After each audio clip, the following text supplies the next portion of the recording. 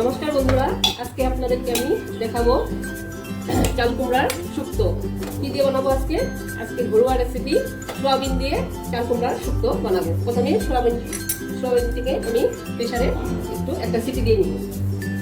সিদ্ধ করার সময় একটু নুন দিয়ে দিবেন। আপনারা চাইলে এটাকে সিদ্ধ করে নিতেও পারেন, নাহলে প্রেসারে সিটি দিয়ে নিলে ভালো হয়, নরম হবে, খেতে ভালো হবে। আর এইখানে আমি বানাচ্ছি ডালের গুঁড়ি, ঘরে বানানো ডালের গুঁড়ি দিয়ে আমি আলু দিয়ে একটা রেসিপি বানাবো।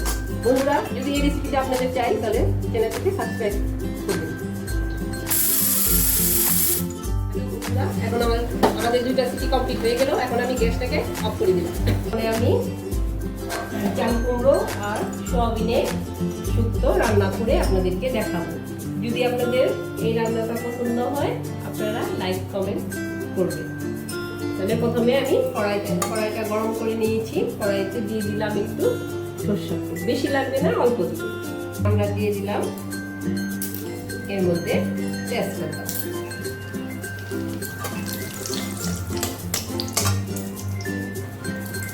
এখনো দিব আমরা শুক্তোতে জানেনি রাঁধুনি লাগে, রাঁধুনি ফোড়ন দিই,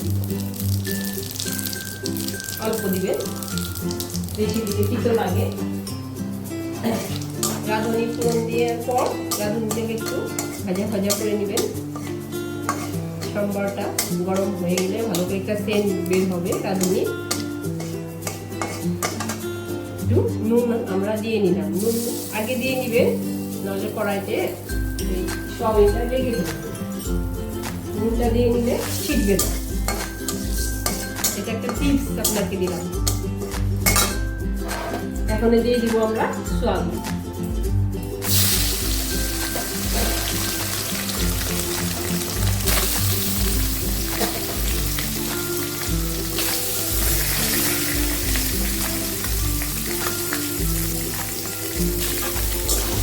সোয়াবিনটা দেওয়ার পরে নাড়াচাড়া করে নিবে।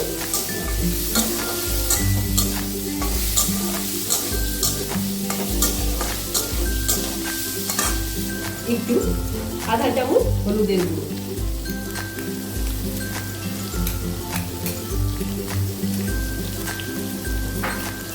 তারপরে আমরা একটু নুন আন্দাজ মতো দিয়ে নেব। যতটা পরিমাণ হয় আইডিয়া করে আপনারা নুনটা দিবেন। নুনটা কিন্তু বেশি দিবেন না, আগে দিয়ে অল্প দিবেন, পরে টেস্ট করে লাগলে দিয়ে নেবেন। সোয়াবিনটা একটু ভাজা করে নেবেন। সোয়াবিনের একটা গন্ধ আছে, গন্ধটা চলে যাবে।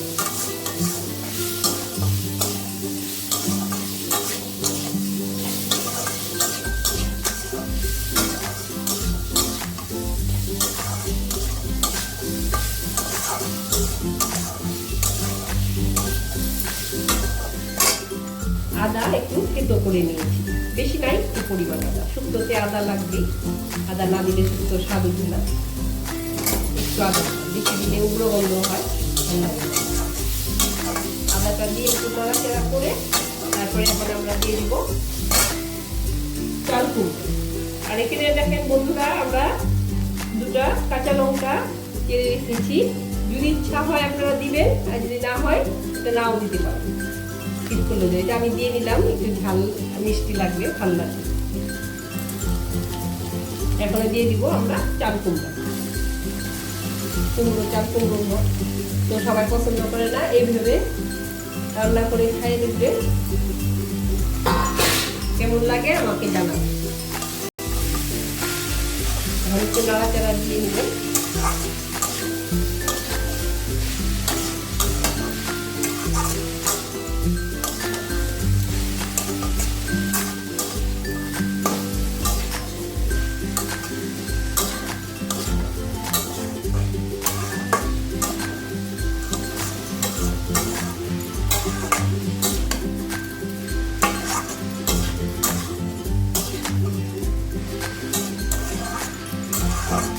হলুদটা আর দিতে হবে না, অল্প দিলেই ভালো লাগে। এটা হলুদ বেশি দিলে ভালো লাগে না, স্বাদটা নষ্ট হয়ে যায়।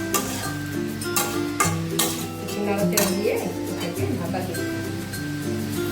এখন আমি সোয়াবিন এই শুক্তোটাকে একটু ঢেকে দিব, 10-15 মিনিট ঢেকে রাখবো শুক্তোটাকে, আর আঁচটাকে একটু কমাই দিব।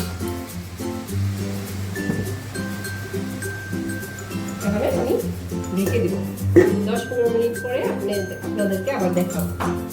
15 মিনিট হলো আমি ঢাকনা চাপা দিয়ে রেখে দিব। এখন দেখেন বন্ধুরা নরম হয়ে গিয়েছে, একদম পুরো কমপ্লিট হয়ে গিয়েছে। তো চিনি না দিলে শুক্তো অসম্পূর্ণ, তার জন্য আমরা এখানে চিনি দিব 2 চামচ থেকে একটু বেশি, 2.5 চামচ চিনি দিয়ে দিব। আর যেহেতু আমরা বাঙালিদের খাওয়ার মধ্যে একটু চিনি দিতেই হয়, নাহলে স্বাদ আমাদের অসম্পূর্ণ হয়ে যায়।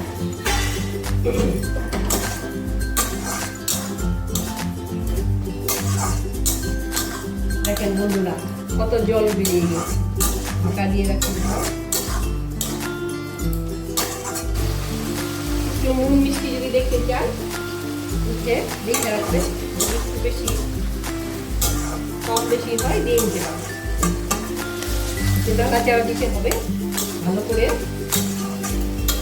শুক্তোটা একদম পরিপূর্ণ হবে।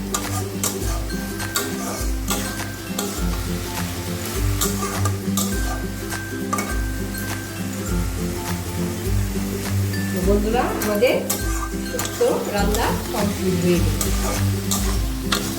যদি আপনাদের এই রেসিপিটা ভালো লাগে তাহলে বলবেন, লাইক করবেন, কমেন্ট করে আমাকে খুশি করবেন, আমি যেন আরও নতুন নতুন রেসিপি আপনাদেরকে দিতে পারি। নমস্কার বন্ধু।